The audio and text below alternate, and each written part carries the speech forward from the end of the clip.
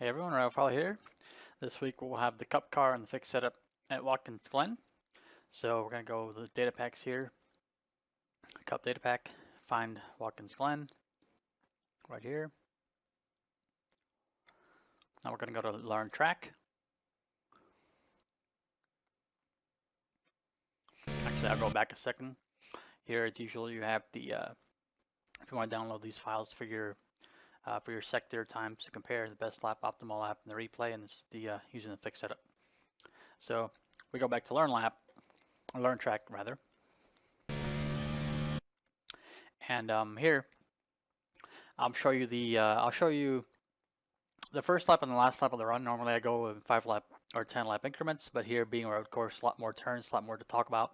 So I'll show you the first and the last of the run. So this is going to be a hot lap. It's going to be a 110.6.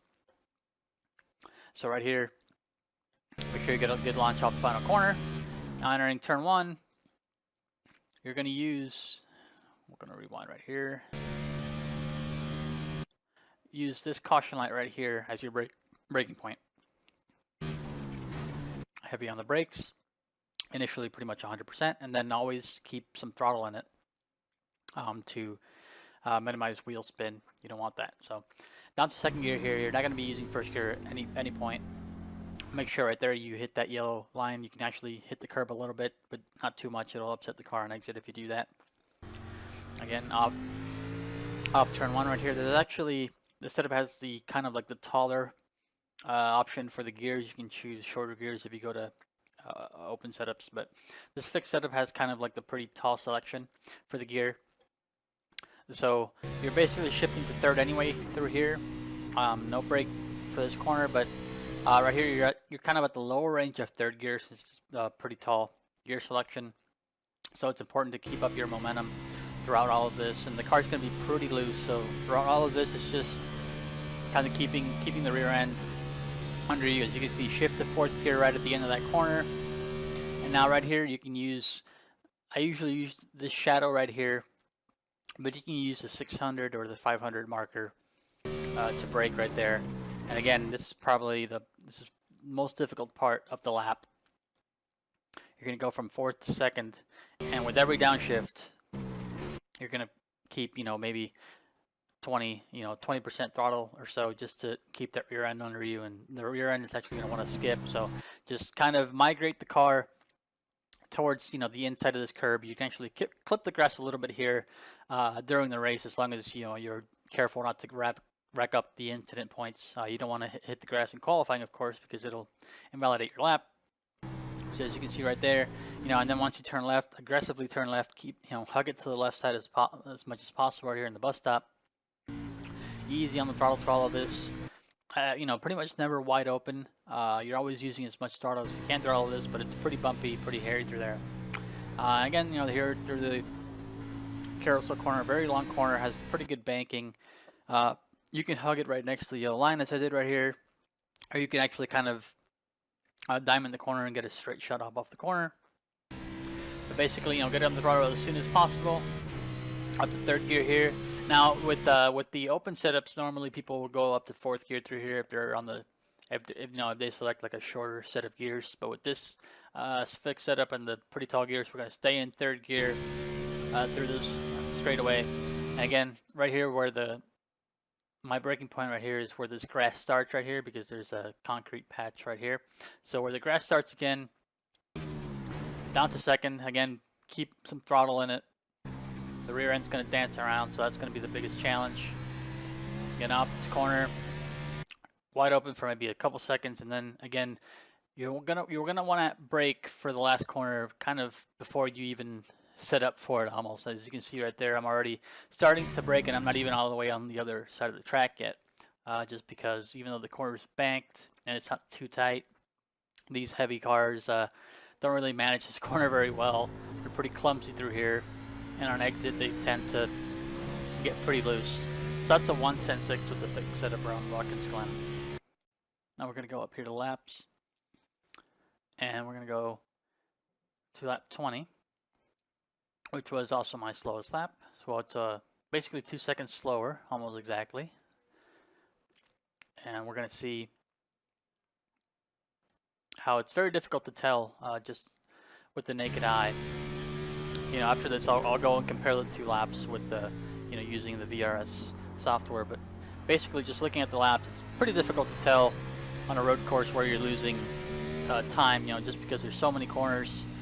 On an oval, since there's only basically 2 corners, you kind of know immediately where you lost time. But on a road course, it's just a little bit here, a little bit there. And this lap is 2 seconds slower, but right here on the video, it doesn't look too different. You'd have to really get down to it. And, right there I had a moment, got pretty loose in the bus stop, but other than that, it just kind of looks about the same. So up in this next clip, we'll compare the laps, and we'll see where I gained and lost time. But this track is a very aggressive track. It's not at all like Sonoma, in that it's the other track that these cars go to. That's very technical, a lot of elevation change, and Watkins Glen is kind of, it fits these cars more. It's more about being aggressive and just going all out and being as aggressive as you can, and you'll do the best lap time. Now we're going to go here to your driving stats, so you find your Watkins Glen session. And then right here, the opportunities will load. And you go to see video, it'll load up. It'll load up actually as side by sides, but we don't want that. It's easier to just kind of look at a video and then compare the data alongside of it. So you hit these squares up here. And when we go to laps, the fastest lap will be in blue, so that's what we're going to have. And then the comparison lap, we're going to choose our lap 20, which is about 2 seconds slower. And that's the lap that will appear in red. Not in the video, but in the comparison. So we'll take the green flag right here. Now we just looked at that lap. That's the lap we just looked at in video, and now we're going to look at our fastest lap again in video and compare it. So we entered turn 1. So you can see the inputs are all very similar. And actually, something pretty interesting right there. On the hot lap, I kind of underdrove the entry to the corner, because right here in the center of the corner, our hot lap is a 10th off the slowest lap in turn 1. But off the corner, of course, you're going to have a lot more grip, and as you can see, the time just keeps going up. Now generally at Watkins Glen, the bus stop will be the place where you gain or lose the most, whether on tires or just on driver error. And I have a feeling that'll be the same case right here. So right here, heading into the bus stop, at the braking, we're just over half a second faster. And as you can see, the inputs are all fairly similar.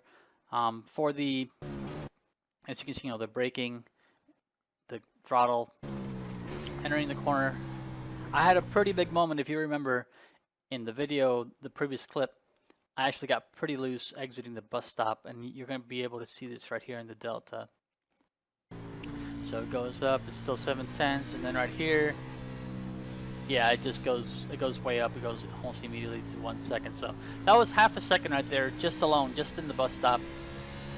It's a very important set of corners to get here at this track. That's basically where you gain or lose the most amount of time. The rest of the corners are pretty straightforward.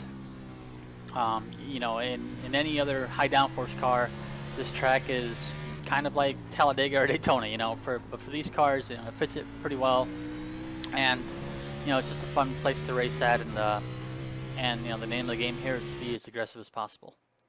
One of the features we offer at Virtual Racing School is live coaching. There's a one-on-one coach, and there's also a group coach. So if you go to group classes right here, you can see who is offering the coaching, how many seats are taken. So you can choose to join the class. It'll be 4 weeks, 4 sessions, 1 hour each. And a coach will sit with a group of drivers and critique, whatever they're doing, whether it be, through the analyzer or on the racetrack. And if you'd also like a one-on-one session, you just click on coaches right here, and you just choose whoever you want to as coach. So if you want me as coach, you click on my name, you go to request session and pick whatever you'd like. So, that's one of the features we offer here at VRS, and we hope to see you at a live coaching session soon.